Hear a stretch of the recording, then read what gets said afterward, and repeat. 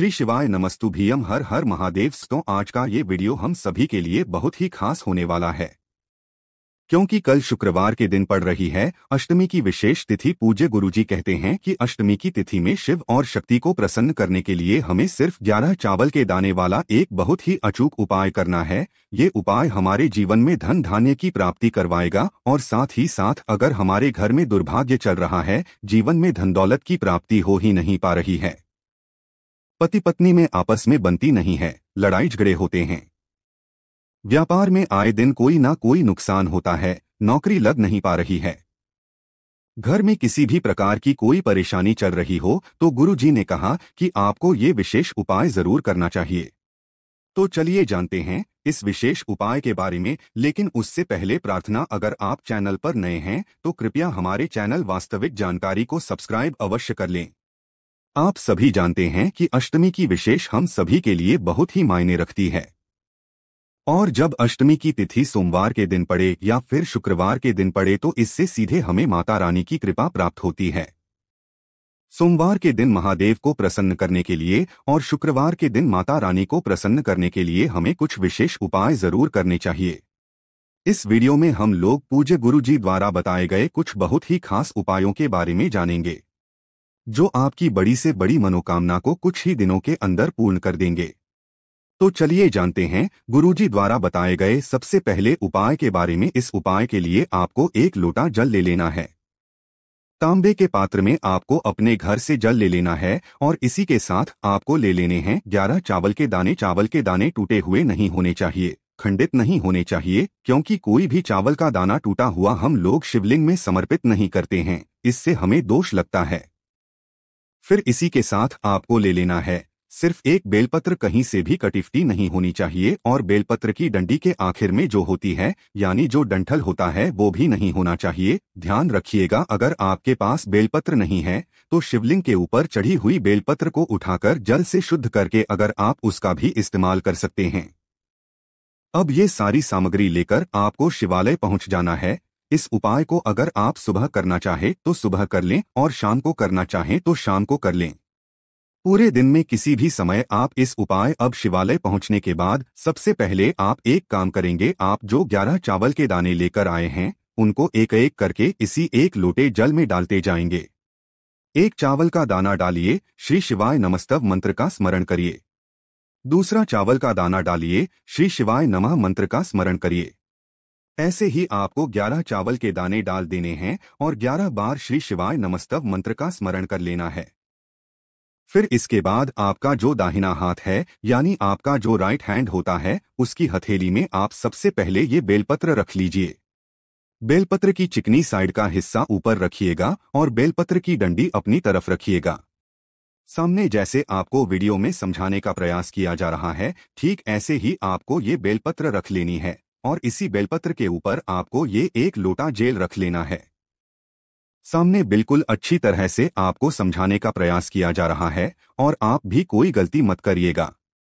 ठीक ऐसे ही ये उपाय करिएगा। आपने ये सारी सामग्री अपनी हथेली में रख ली, उसके बाद आपको महादेव से प्रार्थना करनी है कि आपकी ऐसी ऐसी मनोकामना है, आपकी धन प्राप्ति से संबंधित मनोकामना है, या फिर व्यापार के लिए मनोकामना है, या फिर नौकरी के लिए मनोकामना है, दुर्भाग्य का अंत करने के लिए ये आपकी मनोकामना है, या फिर किसी भी प्रकार की कोई भी मनोकामना है, तो उस मनोकामना का स्मरण करिए, महादेव से उस मनोकामना को पूर्ण करने की प्रार्थना, और फिर आपको ऐसे ही 1 लोटा जल शिवलिंग के ऊपर धीरे धीरे समर्पित करते जाना है। सामने जैसे आपको दिखाया जा रहा है, ठीक ऐसे ही आपको जल समर्पित कर देना है और इसके बाद आप जो 1 बेलपत्र लेकर आए हैं उसको शिवलिंग के ऊपर नहीं बल्कि माता अशोक सुंदरी वाले स्थान के ऊपर समर्पित कर देंगे। बेलपत्र की चिकनी साइड का हिस्सा नीचे की तरफ रहेगा और बेलपत्र की डंडी जलाधारी की तरफ रहेगी। बेलपत्र रखते हुए भी आप मनोकामना का स्मरण करिएगा और जल समर्पित करते हुए भी आप मनोकामना का स्मरण करिएगा। जल समर्पित करते हुए अगर कुछ चावल के दाने इसमें बचे रहते हैं तो उनको अपने हाथ से निकालकर शिवलिंग के ऊपर समर्पित कर दीजिएगा।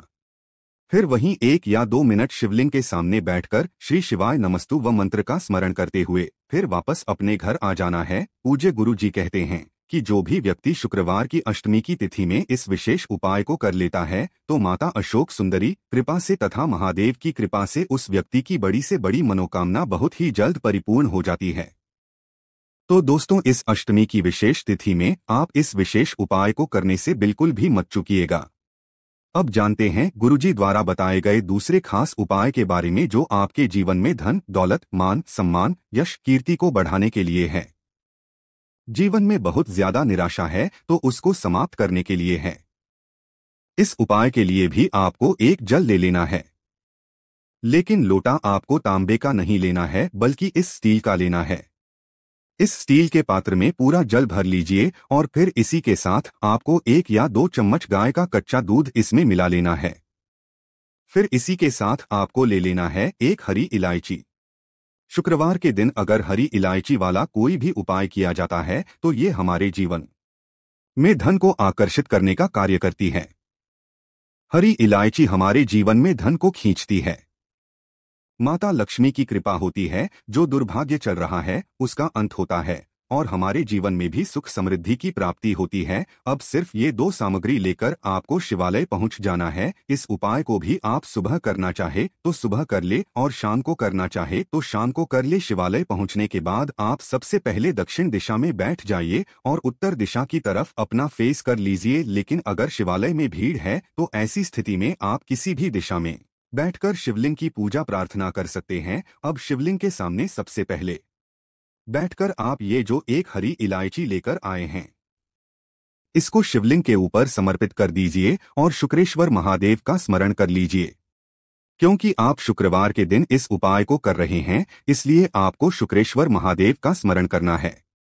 ये हरी इलायची समर्पित कर दीजिए और महादेव से प्रार्थना कर लीजिए कि मेरे जीवन में धन से संबंधित जो समस्या चल रही है, मेरे मान, यश, कीर्ति, ऐश्वर्य से संबंधित जो भी समस्या चल रही है, मुझे समाज में मान सम्मान मिलता। धन की वजह से मेरे जीवन में समस्याएं बहुत चल रही है। धन की वजह से मेरे बहुत ज्यादा काम रुके हुए हैं, अटके हुए हैं। धन की वजह से या फिर आपके मान सम्मान में कोई भी समस्या चल रही हो, किसी भी प्रकार की दिक्कत हो तो उसको महादेव से दूर करने की प्रार्थना कर लीजिए और ये एक इलायची समर्पित कर दीजिए।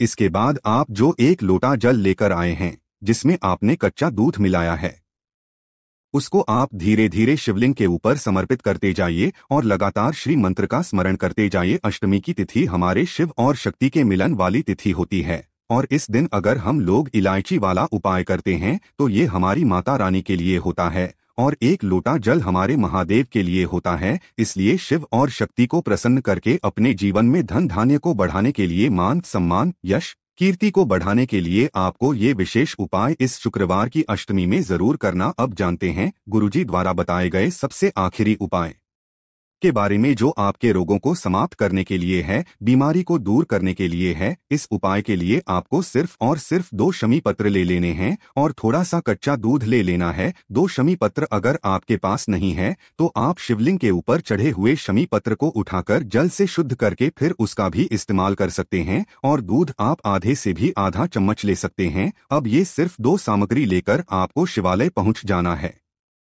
ये उपाय भी आप सुबह करना चाहें तो सुबह कर लें, शाम को करना चाहें तो शाम को कर लें।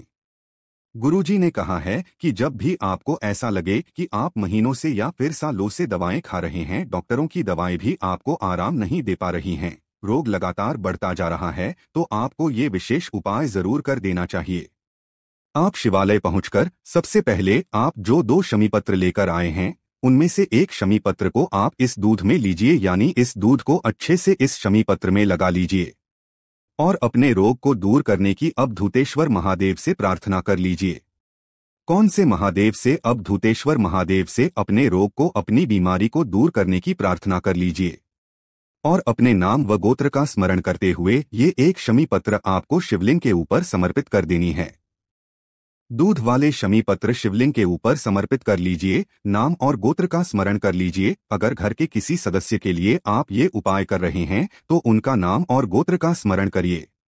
उनकी बीमारी को दूर करने की अवधूतेश्वर महादेव से प्रार्थना कर लीजिए और फिर यही बेलपत्र शिवलिंग के ऊपर समर्पित कर दीजिए।